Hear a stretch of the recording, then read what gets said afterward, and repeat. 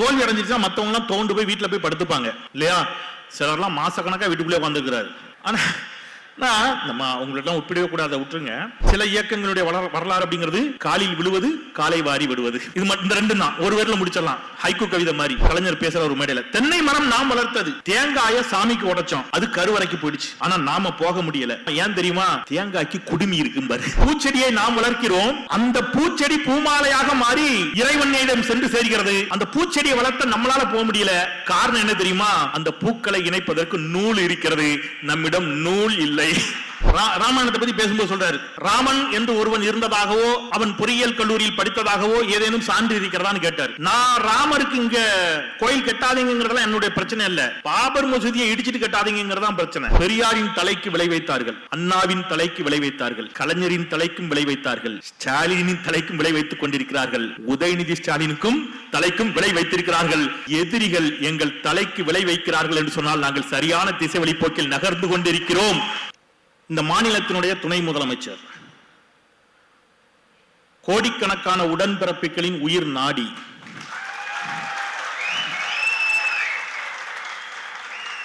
அவர் ஒரு ஓரமா சின்னதா ஒரு நாற்காலியை போட்டு உட்கார்ந்துட்டு எங்களை மேடையில வச்சு அழகு பார்க்கிறார்ல, இதுதான் சமூக நீதி இல்ல? இதுதான் திராவிட முன்னேற்ற கழகம், இதுதான் சமநீதி, சமூக நீதி. இதற்காக நம்ம என்ன செய்யலாம்?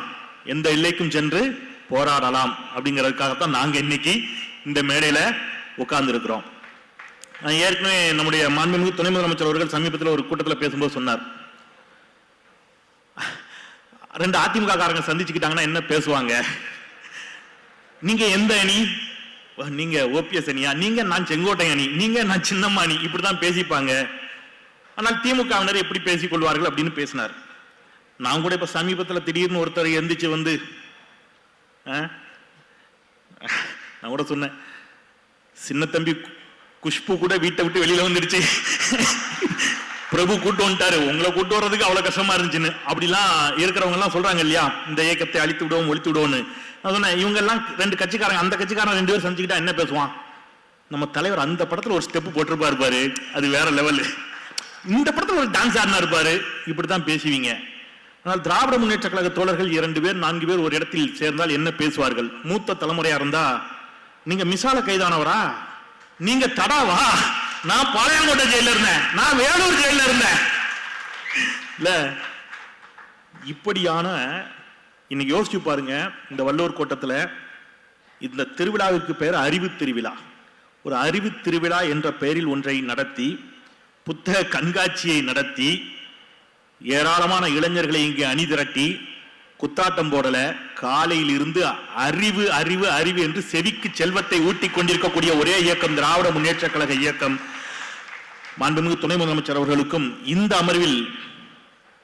அமர்வை மிகச்சிறப்பாக தலைமை தாங்கி நடத்தி கொண்டிருக்கக்கூடிய மாண்புமிகு போக்குவரத்து துறை அமைச்சர் அன்பு தோழர் சாசி சிவசங்கர் அவர்களுக்கும், எனக்கு முன்பாக பேசிய அன்பு தோழர் மகிழன், அன்புக்குரிய தம்பி ஜீவசகாப்தன் அவர்களுக்கும், எனக்கு பிறகாக ஒரு ஆழமான உரையை நிகழ்த்தக்கூடிய எங்களுடைய துறையின் மூத்தவர் வழிகாட்டி ஐயா ஹிந்துராம் அவர்களுக்கும், வந்திருக்கக்கூடிய கலைஞரின் உயிரினும் மேலான உடன்பிறப்புகளுக்கும் என்னுடைய மாலை வணக்கத்தை சொல்லி,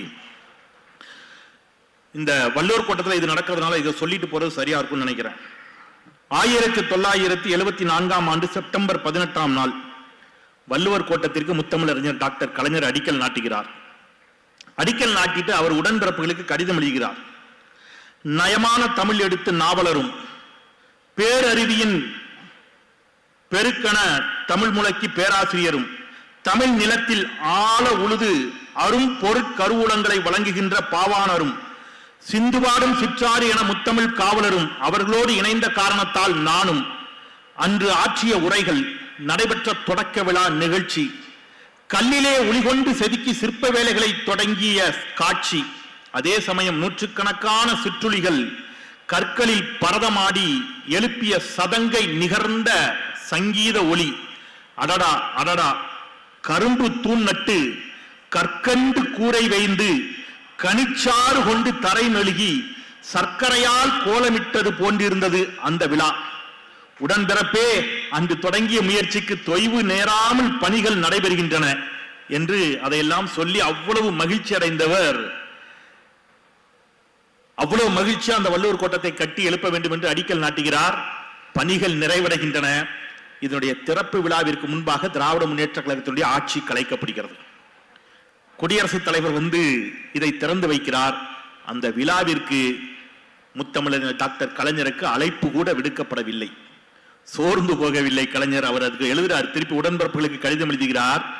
சரித்திரத்தில் நமக்கு கிடைக்கிற இடம் சலுகையால் பெறக்கூடியது அல்ல. எது நேர்ந்தாலும் என்ன நேர்ந்தாலும் மறை காண்கின்றேன் என்று சொன்னார்.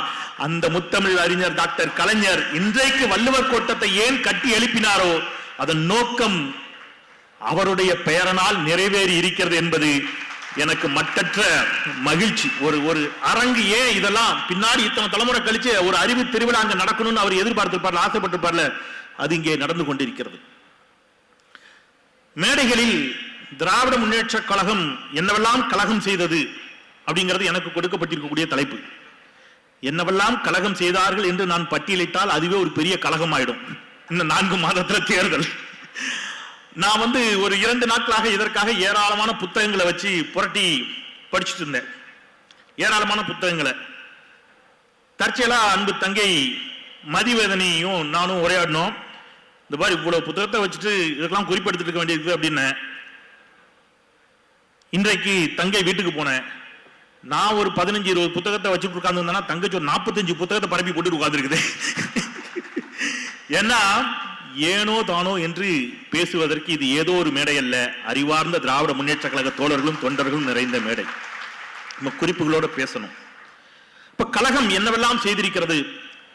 எனக்கு முன்பாக பேசிய அன்பு தம்பி சொன்னார் இல்லையா, மேடையில் அண்ணன் இமயம் அதை அடிக்கடி சொல்லுவார். பல மேடைகளில் நீயான அண்ணன் இமயம் அதை பேசினாங்க.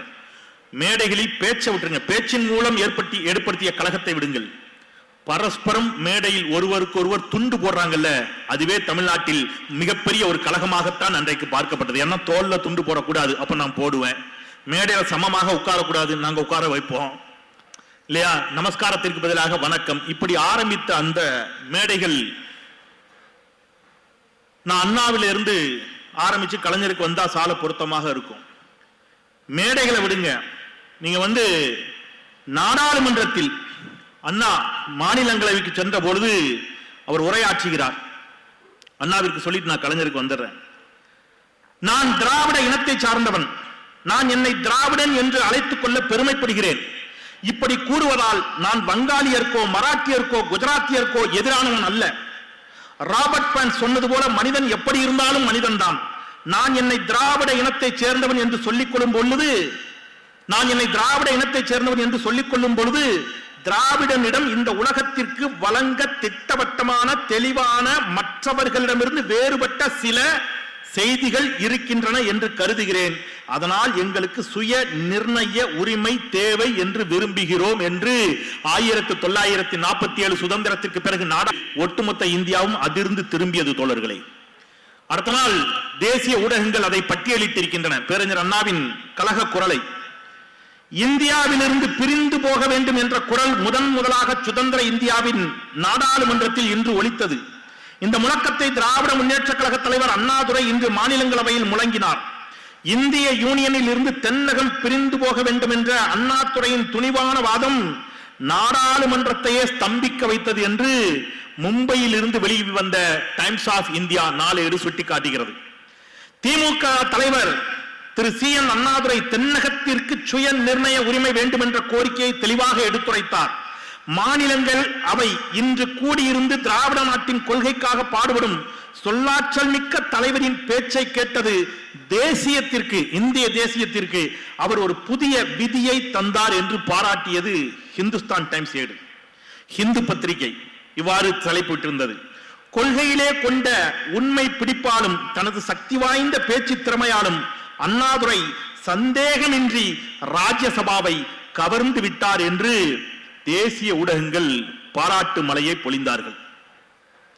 நீங்க என்னவெல்லாம் கழக குரலை நம்முடைய தலைவர்கள் எழுப்பியிருக்கிறார்கள் அப்படின்னு கேட்டீங்கன்னா, இன்னைக்கு மோடியின் கண்களில் விரலை விட்டு ஆட்டிக் கொண்டிருக்கிறார் நம்முடைய முதலமைச்சர் முத்துவேல் கருணாநிதி ஸ்டாலின் என்று சொன்னால், அன்றைக்கு வாஜ்பாயி அவர்களிடம் நாடாளுமன்றத்தில் வாஜ்பாயை நேருக்கு நேரா அண்ணா அவர்கள் கேள்விக்குள்ளாக்குகிறார். அவர் சொல்றாரு, ஹிந்தியை எதிர்க்கும் தமிழரை எல்லாம் தமிழ் வெறியர்கள் என்று பட்டம் சூட்டியவர்களுக்கு இன வெறியர்களை அடையாளம் காட்டி பேசுகிறார் அண்ணா.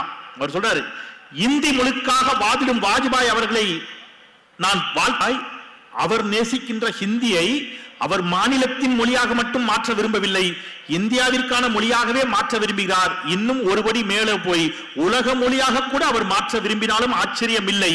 அவருக்கு இருப்பது மொழி பற்றி என்று சொன்னால் எனக்கு இருப்பது மட்டும் என்ன மொழி வெறியா என்று வாஜ்பாயை பார்த்து கேள்வி எழுப்பி நாடாளுமன்றத்தை அதிரச் செய்தவர் நம்முடைய ஆற்றல் மிகு தலைவர் அண்ணா அவர்கள். ஒரு கட்டத்தில் அவர் பேசுறாரு, நீங்க நான் மாநில சுயநிர்ணய உரிமையை கேட்கிறேன், நான் ஹிந்தியை எதிர்ப்ப பேசுறேன், இதெல்லாம் உங்களுக்கு பிடிக்கல, எரிச்சலா இருக்கு, இரிட்டேட்டா இருக்குன்னு எனக்கு தெரியும். உங்களுடைய அனுமதியுடன் நான் என்னிடம் ஒரே ஒரு வினாவை எழுப்பட்டுமா? இந்த அவையில் தனித்து நின்று கொண்டு உங்களுக்கெல்லாம் விருப்பமில்லாத ஒன்றை பேசுவதால் நான் என்ன நன்மையை பெறப்போகிறேன்? ரொம்ப முக்கியமான வாதம் இது அண்ணா பேசியதுல. இன்று வரைக்கும் அது எவ்வளவு பொருத்தமா இருக்குது, நம்ம தலைவர்கள் எவ்வளவு தீர்க்க தரிசிகள் அப்படிங்கிறதுக்கு நான் உதாரணத்தை சொல்றேன். உங்களுக்கெல்லாம் விருப்பமில்லாத ஒன்றை நான் பேசுவதால் என்ன நன்மையை பெறப்போகிறேன்? உங்களுக்கு கசப்புணர்வை உண்டாக்கும் அந்த பேச்சை நான் விட்டுவிட்டால் நீங்கள் ஒவ்வொருவரும் என்னை உங்கள் இதயத்தில் இருத்திக் கொள்வீர்கள் என்பது எனக்கு நன்றாக தெரியும். இருந்தும் நான் ஏன் அது பற்றி பேச வேண்டும்?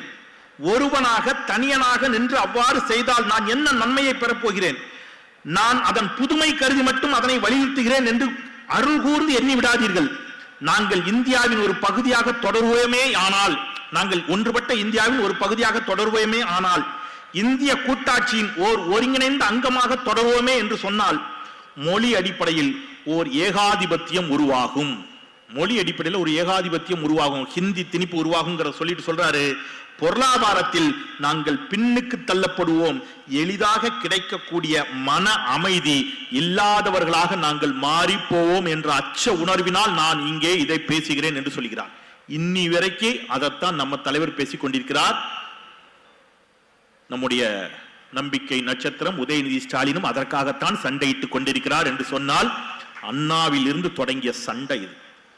அதன் பிறகு கலைஞருடைய கழக குரலை நான் சொல்லி தெரிய வேண்டியதில்லை. அம்பாள் என்றைக்கடா பேசினாள் அப்படின்னு கேட்ட போது ஆடித்தான் போனா அத்தனை பேரும். அதுல என்னன்னா, அம்பாள் என்றைக்கடா பேசினாள் என்று கேட்டது பிரச்சனை இல்லை, அதுக்கு பராசக்தின்னு படத்துக்கு பேரை வச்சாரு பாருங்க. அவ்வளவு சாமி படம் நினைச்சு வந்துட்டான். பராசக்தின்னு பேரை வச்சுட்டு உள்ள கூட்டு வெளுன்னு வெளுத்து விட்டாரு.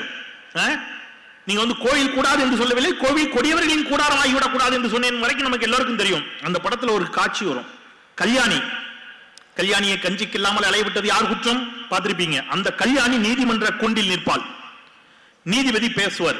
எவ்வளவு ஆழமான, நான் ஃபில்டர் பண்ணி சொல்றதே இப்படி இருக்கு, ஃபுல்லா சொன்னா வேறையா இருக்கும். கல்யாணி கூண்டில் நிற்கும் போது கல்யாணி தன்னுடைய குழந்தைய கொன்றுவான். ஏன்னா பட்டினி, பசி பஞ்சம் பட்டினி, குழந்தைய கொன்றுவான். நீதிபதி கேட்பார், இந்த குழந்தை உன்னுடைய குழந்தை தானா? ஆம். நீதான் கொன்றாயா? ஆம். இந்த குழந்தையின் தந்தை யார்? அமைதியா இருப்பா. தந்தை யார் என்று தெரியாதா? சொல்ல மாட்டேன். இப்படியே போகும். சொல்லுவா, நீ பசியால குழந்தைய கொன்றிருக்க கூடாது, காரணம் சொல்லு அப்படின்னு சொல்லும்போது அவ சொல்லுவா, இங்கு இருப்பவர்களை எல்லாம் என் சகோதரனாக நினைத்து சொல்லுகிறேன். பசியால் பதறினான் என் பாலகன், வெட்கமில்லாமல் சொல்கிறேன். இங்கிருப்பவர்களை சகோதரர்களாக நினைத்து சொல்கிறேன். என் குழந்தையின் நாக்கு வறண்டு என் மேலாடையை நகர்த்துவான் பால் குடிப்பதற்கு. குழந்தை பல நாள் பட்டினி கிடந்த இந்த பாவியிடம் பாலா இருக்கும். அந்த கொடுமையை தாங்க இயலவில்லை, கொன்று விட்டேன் என் குழந்தையை. இது குற்றமா? கலைஞர் கேட்கிறாரு. நீதிபதி சொல்றாரு, குற்றம்தான். குழந்தையை யுவதி பால் கொடுத்து காப்பாற்ற என்று கேட்பதற்கு இந்த நாட்டில் ஒருவனுக்கு துணிச்சல் இருந்தால் அது முத்தமிழர் டாக்டர் கலைஞராக மட்டும்தான் இருக்க முடியும். என் குழந்தை என்ன கதை, நீங்க சொன்ன கதை தானே. அப்ப என் குழந்தை பட்டினியா கிடக்கும் போது பார்வதி பால் கொடுத்திருக்கணும் தானே என்று கேட்டவர் கேட்டதோடு நிற்கவில்லை. நீங்க கலைஞருடைய எல்லா கழக குரலையும் வெறும் குரலாக மட்டும் எடுத்து விடக்கூடாது. பல பேர் பேசுவான், முற்றுவான், ஆட்சிக்கு வந்தார். கலைஞர் இந்த கழக குரலுக்கு தீர்வையும் கொடுத்தார். அவர் முதலமைச்சரான பிறகு என்ன செஞ்சார்? இது போன்ற கல்யாணிகள் உருவாகிவிடக் கூடாது என்ற நோக்கத்தில் ஒண்ணு பண்ணார். கருவுற்ற தாய்மார்களுக்கு அவர்களுடைய கர்ப்ப காலத்தில் மாதம் 1000 ரூபாய் என்று கொடுத்து கல்யாணிகள் உருவாகாமல் பார்த்து கொண்டதும் கலைஞருடைய மாபெரும் சாதனை என்பதை நாம் மறந்துவிடக் கூடாது. அவரு மத நல்லிணக்கத்தை பேசுறாரு, அது இங்க பல பேருக்கு கோபம் வருது. அவர் சொல்றாரு, நான் ராமாயணத்தை பத்தி பேசும்போது சொல்றாரு, நான் ராமருக்கு இங்க கோயில் கட்டாதீங்கிறதெல்லாம் என்னுடைய பிரச்சனை இல்ல, பாபர் மசூதியை இடிச்சிட்டு கட்டாதீங்கிறதான் பிரச்சனை. அவர் கேட்ட ஒரு கேள்விக்கு அவர் தலைக்கு வில வச்சாங்க. ராமன் என்று ஒருவன் இருந்ததாகவோ அவன் பொறியியல் கல்லூரியில் படித்ததாகவோ ஏதேனும் சான்று இருக்கிறதான்னு கேட்டார் இல்லையா? கேட்டது ராமன் மீது உள்ள கோபத்தில் இல்ல. எப்ப அந்த கேள்வி வருது? தமிழ்நாட்டிற்கு ஒரு வளர்ச்சி திட்டம் கொண்டு வரப்படுகிறது, சேது சமுத்திர கால்வாய் திட்டம். அந்த சேது சமுத்திர கால்வாய் திட்டத்தை மதத்தின் பெயரால் சிலர் தடுத்து நிறுத்த முயற்சிக்கின்ற பொழுது அவர் சொல்லுகிறார், எப்பா அப்படிலாம் இல்லப்பா, சொல்லி சொல்லி பார்க்கிறாரு, அப்படிலாம் இல்ல, அது உன்னுடைய கற்பனை, உன்னுடைய நம்பிக்கை இருக்கட்டும், எனக்கு பிரச்சனை இல்லை. ஆனால் அதனால் தமிழ்நாடு பாதிக்கப்படுகின்ற பொழுது அப்படியான ஒரு கலக குரலை எழுப்புவதற்கு கலைஞரால் மட்டும்தான் முடிந்தது. இன்னொன்னு சொல்லுவார், தென்னை மரம் நாம் வளர்த்தது. கலைஞர் பேசுற ஒரு மேடையில, தென்னை மரம் நாம் வளர்த்தது, தேங்காய சாமிக்கு உடைச்சோம், அது கருவறைக்கு போயிடுச்சு, ஆனா நாம போக முடியல. காரணம் என்ன தெரியுமா அப்படின்னு சொல்லிட்டு சொல்லுவாரு, தென்னை மரம் நாம வளர்த்தோம், தேங்காய் உடைச்சி தேங்காய் கருவறைக்குள்ள போயிடுச்சு, நாம வெளியில நிக்கிறோம். ஏன் தெரியுமா? தேங்காய்க்கு குடுமி இருக்கும் பாரு. பூ நாம பூச்செடியை நாம் வளர்க்கிறோம், அந்த பூச்செடி பூமாலையாக மாறி இறைவனிடம் சென்று சேர்கிறது. அந்த பூச்செடியை வளர்த்த நம்மளால போக முடியல. காரணம் என்ன தெரியுமா? அந்த பூக்களை இணைப்பதற்கு நூல் இருக்கிறது, நம்மிடம் நூல் இல்லை. அப்ப சரி, இதை சொன்னார, இதோட சொன்னதோட விட்டார, இது ஒரு கலக குரல். ஆனா இதை நிப்பாட்டல. அப்ப எல்லாரும் உள்ள போறதுக்கு என்னங்க செய்யணும்? என்ன செய்யறது? அனைத்து சாதியினரும் அர்ச்சகர் என்ற ஒரு சட்டத்தை இயற்றி, ஆனால் அதுலயும் பாருங்க விடாமுயற்சி, எத்தனை வருஷம் போராட்டம். அது பெரியாரின் நெஞ்சில் தைத்த முள். முத்தமிழ் டாக்டர் கலைஞர் அதை சட்டமாக்குவதற்கான எல்லா வழிமுறைகளையும் செய்கிறார். சட்ட ரீதியாக பல நெருக்கடிகள் கொடுக்கப்படுகின்றன, ஆட்சி மாற்றங்கள் நிகழ்கின்றன, மீண்டும் மீண்டும் தொடர் தடைகள். ஒருவர் ஆளுநர் மாளிகையில் இருந்து தலை நிமிர்த்தினார், முத்துவேல் கருணாநிதி ஸ்டாலின் எனும் நான் என்று தலை நிமிர்த்தியதோடு அவர்தான் பெரியாரின் நெஞ்சில் தைத்த முள்ளையும் நீக்கினார். இன்றைக்கு அனைத்து சாதியினரும் அர்ச்சகர்களாக தமிழ்நாட்டில் இருக்கிறார்கள் என்று சொன்னால் வெறும் கலக குரலோடு திராவிட முன்னேற்ற கழகம் ஓய்ந்து போகவில்லை, அவர்கள் களத்திலும் சாதித்து காட்டினார்கள். ஒருபடி மேல போய் பெண்களும் ஓதுவார்கள் என்ற இடத்திற்கு திராவிட முன்னேற்ற கழகம் தான் கொண்டு வந்து நிறுத்தி இருக்கிறது. பாலின பாகுபாட்டில், வழிபாட்டில் இருக்கக்கூடிய பாலின பாகுபாட்டையும் உடைத்து காட்டியிருக்கிறது அப்படிங்கிறத நாம மறந்துடக்கூடாது. நிறைய நீங்க கலைஞரை பற்றி பேசுகின்ற பொழுது நான் 15 நிமிடம் தான், சரியா இன்னும் ஒரு 2 விஷயத்தை சொல்லிட்டு நிறைவு செஞ்சுறேன். கலைஞர் சொன்ன ஒரு பேச்சு உங்க எல்லாருக்கும் தெரிந்த பேச்சு தான், கட்டை விரலோ தலையோ இனி எவரேனும் காணிக்கையாக கேட்டால் அவர்களின் பட்டை உரியும், சுடுகாட்டில் அவர்களின் கட்டை எரியும் என்று சொன்னார். ஏன் அதை சொன்னாரு? எதற்காக சொன்னார்? நீங்க நான் கல்லூரிகளில் போகின்ற பொழுது இந்த கேள்வி கேட்பேன், கலைஞர் இப்படி சொன்னாரு, உங்களுக்குலாம் நேற்று கூட புதுக்கோட்டையில் ஒரு கல்லூரியில் கேட்டேன், நீங்க இந்த கர்ணன் படம் பார்த்துருக்கீங்களா அப்படின்னு கேட்டேன். பார்த்துருக்கோம் சார், தனுஷ் நடிச்சது தானே நினைச்சாங்க அந்த பிள்ளைங்க. சிவாஜி கணேசன் நடிச்ச செஞ்சோற்று கடன் தீர்க்க சேராத இடம் சேர்ந்து வஞ்சத்தில் வீழ்ந்தாயடா கர்ணா, அந்த கர்ணன். இப்ப நீங்க யோசிச்சு பாருங்க, தமிழ்நாடு ஏன் இந்த கலக்க குரலை எல்லாம் எழுப்பியதுங்கிறத புரிஞ்சுக்கணும். நாம சொன்னா பிரச்சனையா இருக்குல்ல, நம்ம சொல்லல, நீ எழுதி வச்சிருக்கிறது, அது படமாவே வந்திருக்குது. அந்த கர்ணை ஒரு நாள் நல்லா படுத்து சாப்பிட்டுட்டு, குருகுலத்துல நல்லா சாப்பிட்டுட்டு மத்தியானம் லஞ்ச் பிரேக்கு கர்ணை உட்கார்ந்துருக்கான், வாத்தியார் கர்ணை மடியில படுத்து தூங்கிட்டாரு. இப்ப நல்ல ஒரு கரு வண்டு கர்ணனின் தொடையை தொலைக்கிறது, கர்ணனின் தொடையிலிருந்து சூடான குருதி வழிந்தோடுகிறது, அந்த குருதி ஆசிரியரின் கன்னத்தில் படுகிறது, அந்த சூட்டில் வாத்தியார் முழிக்கிறார். இப்ப முழிச்சு பார்த்தவர் என்ன செய்வார்? இப்ப ஒண்ணு இல்ல, கொஞ்ச நேரத்துக்கு முன்னாடி நம்முடைய தோழர் தீபக், மாற்றுத்திறனாளிகளுடைய மாநில செயலாளர், அவர் வருகின்ற பொழுது அவர் ஸ்லிப்பாகி கீழே விழுந்துட்டாரு. பதறி போய் எல்லாரும் ஓடணும், ஐயோ அப்படின்னு போய் தூக்கணும். தூக்கும் போது தீபக் ஒரு நிமிஷம், நீங்க என்ன மதம், நீ என்ன சாதி, நீ எந்த ஊர்னு யாராவது கேட்டோமா? அதான் வள்ளுவன் சொல்றான், உடுக்கை இழந்தவன் கை போல்ங்கிறான். ஓடி போய் எல்லோரும் சேர்ந்து தூக்கணும், அப்படித்தான் செய்வோம். ஆனா அந்த வாத்தியாரு ஒண்ணு கேட்டார். என்ன கேட்டார் தெரியுமா? கர்ணனை பார்த்து, உண்மையை சொல், நீ பிராமணனா? கர்ணனுக்கு தான் யாருன்னு தெரியாது. அம்மா பிறந்தவன ஆத்துல விட்டா. அவன் சொல்றான், அப்பா எனக்கு யாருன்னு தெரியாதுயா, நீ பிராமணன் இல்ல, எப்படி கண்டுபிடிச்ச? ஒரு பிராமணனால் இவ்வளவு வலியை தாங்கிட்டு இருக்க முடியாது. சரி, அதனால என்ன? பிராமணர்கள் மட்டும்தான் கல்வி கற்க வேண்டும், நீ பிராமணன் இல்ல, நீ கல்வி கற்றது தவறு. சரி, படிச்சுட்டேன், இப்ப என்ன பிரச்சனை என்று சொன்னபோது, படித்தாலும் உன்னுடைய கல்வி உன்னிடமிருந்து பறிக்கப்படும். எப்படி பறிப்ப? நான் ஒரு சாபம் கொடுக்கிறேன். என்னன்னு? நீ கற்ற வித்தை எல்லாம் உனக்கு மறந்து போகட்டும் என்று சபிக்கிறார். கர்ணனிடம் இருந்த கல்வி அவன் பிராமணன் இல்லை என்ற ஒற்றை காரணத்திற்காக பறிக்கப்பட்டது. அதேதான் ஏகலைவனுடைய கட்டை விரல், அவன் சூத்திரன் என்பதால் காவு வாங்கப்பட்டது. அப்பொழுதுதான் தமிழ்நாட்டில் கலைஞர் சொன்னார், கட்டை விரலோ தலையோ இனி எவரேனும் காவு கேட்டால் அவர்களின் பட்டை உரியும், சுடுகாட்டில் அவர்களின் கட்டை எரியும் என்று சொன்னதோடு நிற்கல. எல்லோருக்கும் கல்வியை கொண்டு போய் சேர்ப்பதற்கு அவர் கட்டி எழுப்பிய கல்வி நிலையங்களும் கல்லூரிகளும் ஏராளம். அதனுடைய விளைவு, அதனுடைய நீட்சி, நீங்க இன்னைக்கு காலையில் அந்த நாடகம் போடும்போது கூட பண்ணாங்க. பெரியார் மறைந்தார், அவ்வளவுதான், நிம்மதி அப்படிங்கும் போது அண்ணா எழுந்து வந்து நின்றார். அண்ணா மறைந்தார், அப்பா ஒளிஞ்சுதுடா பிரச்சனை நினைக்கும் போது கலைஞர் எழுந்து வந்து நின்றார். கலைஞர் மறைந்தார், இனி தமிழ்நாட்டை காவிமயமாக்கலாம் என்று நினைத்த பொழுது முத்துவேல் கருணாநிதி ஸ்டாலின் எழுந்து வந்து நிற்கிறார். முத்துவேல் கருணாநிதி ஸ்டாலின் மட்டும்தானே எப்படியாவது சமாளிச்சாலும் நினைக்கும் போது, இந்த நானும் வண்டி எடுத்து வரேன் உதயநிதி ஸ்டாலின் கிளம்பி வந்துட்டாரு. சில இயக்கங்களுடைய வரலாறு அப்படிங்கிறது காலில் விழுவது, காலை வாரி விடுவது. இது இந்த ரெண்டு தான் ஒரு வேர்ல முடிச்சிடலாம். ஹைக்கூ கவிதை மாதிரி. பெரியாரின் தலைக்கு விளை வைத்தார்கள், அண்ணாவின் தலைக்கு விளை வைத்தார்கள், கலைஞரின் தலைக்கும் விளை வைத்தார்கள், ஸ்டாலினின் தலைக்கும் விளை வைத்துக் கொண்டிருக்கிறார்கள், உதயநிதி ஸ்டாலினுக்கும் தலைக்கும் விளை வைத்திருக்கிறார்கள். எதிரிகள் எங்கள் தலைக்கு விளை வைக்கிறார்கள் என்று சொன்னால் நாங்கள் சரியான திசை வழிபோக்கில் நகர்ந்து கொண்டிருக்கிறோம். அதற்கு காரணம் எங்களுடைய கழக குரல்.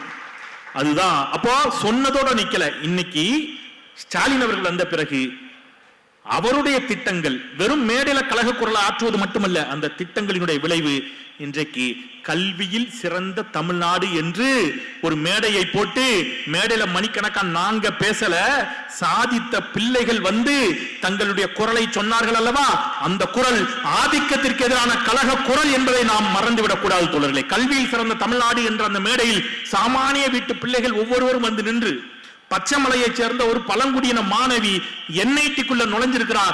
நான் என்ஐடிக்குள் நுழைந்ததற்கு காரணம் இந்த திராவிட இயக்கம் என்ற அந்த மாணவி ரோஹிணியினுடைய குரல் ஒரு கழக குரல். அது ஆதிக்கத்திற்கு எதிரான கழக குரல் என்பதை நாம் மறந்துவிடக் கூடாது. அப்ப இவ்வளவு தலைவர்கள் தொடங்கி தொண்டர்கள் வரை, பயனாளிகள் வரை இந்த இயக்கம் செய்த கழகங்களின் காரணமாக இன்றைக்கு தமிழ்நாடு சாதித்திருப்பது என்னவென்று சொன்னால், இந்த கழக குரலின் காரணமாக திரைப்படங்களை என்னெல்லாம் வசனம் வச்சாங்களோ அதை வசனத்தோடு விட்டு விடாமல் மேடைகளில் எதையெல்லாம் பேசல. தமிழ்நாடு முதலிடம், பெண்கள் PhD படிப்பதில் தமிழ்நாடு முதலிடம், பெண்கள் வேலைக்கு செல்வதில் தமிழ்நாடு முதலிடம், பொருளாதாரத்தில் முத்துவேல் கருணாநிதி ஸ்டாலினுடைய ஆட்சியில் 11.19 விழுக்காட்டை பற்றி தமிழ்நாடு முதலிடம் என்று எல்லாவற்றிலும் இன்றைக்கு தமிழ்நாடு முதலிடமாக நிற்பதற்கு காரணம் இந்த கழக சிந்தனை, இந்த கழக குரல். நான் நிறைவா ஒரு கருத்தை சொல்லிட்டு போயிடுறேன். நீங்க அப்ப எம்ஜிஆர் அவர்கள் முதலமைச்சராக இருந்த காலகட்டம், 2 இடைத்தேர்தலில் திராவிட முன்னேற்ற கழகம் தோல்வி அடைந்து விடுகிறது. அப்போ தோல்வி அடைஞ்சிருச்சா மற்றவங்க எல்லாம் தோண்டு போய் வீட்டில் போய் படுத்துப்பாங்க இல்லையா? சிலர்லாம் மாசக்கணக்காக வீட்டுக்குள்ளே உட்காந்துருக்கிறாரு. ஆனா நம்ம உங்களெல்லாம் ஒப்பிடவே கூடாத விட்டுருங்க. ஆனால் கலைஞர் அடுத்த நாளே ஒரு கவியரங்கம், முதலமைச்சர் எம்ஜிஆர், இடைத்தேர்தல், திராவிட முன்னேற்ற கழகம் 2 இடைத்தேர்தலிலும் தோல்வி அடைகிறது, கலைஞர் கவியரங்கம். கலைஞர் இப்படி சொல்றாரு, வாலியை மறைந்திருந்து தாக்கினான், தொடர் அவருடைய தாக்குதல்களை எதிர்கொள்ள முடியாமல் ஒரு வதந்திய ஒரு பத்திரிகை பரப்புச்சு, கலைஞருக்கு புற்றுநோய், அவ்வளவுதான் அப்படின்னு சொல்லிட்டாங்க. இப்ப நம்ம எல்லாம் என்ன செய்வோம், கோவப்படுவோம், என்னடா எனக்கு புற்றுநோய்னு கிளப்பிட்டீங்கன்னு. கலைஞர் சொல்றாரு, எனக்கு புற்றுநோய் வந்து விட்டதாக ஒரு தமிழ் பத்திரிகை செய்தி வெளியிட்டுள்ளது, நான் புற்றுநோயால் அவதிப்படவில்லை. அப்ப அடுத்தது என்ன கேட்போம், அப்ப வேற ஏதோ வைத்த வழி தலைவலி இருக்கு போல இருக்குன்னு. அவர் அடுத்த வழி சொல்றாரு, நான் புற்றுநோயால் அவதிப்படவில்லை, எனது மொழி, எனது இனம், எனது நாடு இவற்றின் மீதான பற்று நோயால் அவதிப்படுகிறேன். அந்த பற்று இங்கே பலருக்கும் சிக்கலை தந்திருக்கிறது அப்படின்னு சொல்றாரு. இந்த பசி பஞ்சம் பட்டினின்னு சில விஷயத்தை கோட் பண்ண, அது கல்யாணி பசியால் தன் மகளை கொண்டாள் என்று பராசக்தி வசனம் சொன்ன இல்லையா, அது கற்பனை என்று இந்த தலைமுறை நினைத்து விடக்கூடாது. இங்க இருக்கக்கூடிய அறிவார்ந்த சமூகத்துக்கு தெரியும். இதை இணையத்தின் வழியாகவோ தொலைக்காட்சியின் வழியாகவோ பார்ப்பவர்களுக்கு தமிழ்நாடு எப்படி இருந்தது என்பதற்கு என் கையில் ஒரு புத்தகம் இருக்கிறது. சட்டப்பேரவையில் ஜீவா, நம்முடைய தோழர் ஜீவானந்தம் அவர்கள் சட்டப்பேரவையில் ஆற்றிய உரை. தமிழ்நாடு எப்படி இருந்தது, இன்றைக்கு எப்படி இருக்கிறது, இதற்கு திராவிட முன்னேற்ற கழகம் எப்படி காரணம் என்பதற்கு ஒரு வரியை படிச்சு முடிச்சுட்டு நான் நிறைவு செஞ்சிடறேன். அவர் சட்டப்பேரவை குறிப்பேட்டில் இன்னும் இருக்குது. சில தினங்களுக்கு முன்னால் குடியாத்தத்தில் பட்டினி சாவுக்கு இரையான ஒருவருடைய படம் பிடித்து பத்திரிகைகளில் வெளியிடப்பட்டதை நான் பார்த்தேன். எந்த வருஷம்னா 1953 மார்ச் 12 சட்டப்பேரவையில் தோழர் ஜீவா அவர்கள் ஆற்றிய உரை. சில தினங்களுக்கு முன்னால் குடியாத்தத்தில் பட்டினி சாவுக்கு இரையான ஒருவருடைய படம் பிடித்து பத்திரிகைகளில் வெளியிடப்பட்டதை நான் பார்த்தேன். கோயம்புத்தூர் ஜில்லாவில் உள்ள உடுமலைப்பேட்டை தாலுகாவுக்கு சென்றேன். கொங்கலக்குறிச்சி என்ற ஊரில் 22 வயதுள்ள ஒரு பெண் பட்டினியால் செத்து அதே இடத்தில் கிடந்து அழுகி நாற்றம் எடுத்து காகமும் கழுகும் தின்று கைகால்கள் எல்லாம் பக்கத்தில் எரியப்பட்டு வெறும் எலும்பு கூடாக போனாள் என்ற செய்தியை அறிந்தேன். சர்க்கார் தரப்பில் உள்ளவர்களை கேட்கிறேன், சாதாரணமாக சர்க்காருடைய கருத்து என்ன என்று. பட்டினியால் இந்த ராஜ்யத்தில் ஒருவர் கூட சாகவில்லை என்று சொல்லுகிறார்கள். பயங்கரமான பஞ்சம் இத்துணை தூரம் பரவியும் கூட ராஜாஜி சர்க்கார் நடத்தும் ராஜ்யம் ஒருவர் கூட சாகாமல் இருக்கக்கூடிய ராஜ்யம் என்றும் இது ஒரு தெய்வீக ராஜ்யம் என்றும் கூறுகிறார்கள் என்று அவர் இன்னும் நிறைய இருக்கு. இது எதற்காக வாசிச்சோம் அப்படின்னா, திமுக காரங்க ஏதோ இந்த நாட்டில் பசியும் பஞ்சமும் பட்டினியும் இருந்தது, எனவே அண்ணா வந்தார், அவர் கழக குரலை எழுப்பினார், 3 படி லட்சியம் 1 படி நிச்சயம் என்று சொன்னார். அவருடைய லட்சியத்தை நிச்சயமாக்கி காட்டினார் முத்தமிழறிஞர் டாக்டர் கலைஞர். அதனால் தான் இன்றைக்கு தமிழ்நாடு பசி பஞ்சம் பட்டினி இல்லாத மாநிலமாக இருக்கிறது என்று நாம் சொன்னால் அதை நம்ப மறுப்பார்கள். எனவே நான் தோழர் ஜீவா அவர்கள் ஆட்சிய உரையிலிருந்து தரவுகளையும் ஆதாரங்களையும் கொடுத்திருக்கிறேன். தமிழ்நாடு 1950களிலும் 53களிலும் பட்டினியால் பஞ்சத்தால் மரணம் நிகழ்ந்த ஒரு மாநிலமாகத்தான் இருந்தது. இன்றைக்கு பசி பஞ்சம் பட்டினியை போக்கிக் கொள்வதற்கு அப்பாவி வட இந்திய தோழர்கள், அவரும் நம்முடைய சகோதரர்கள், அவருடைய நம்முடைய தோழர்கள் தான்.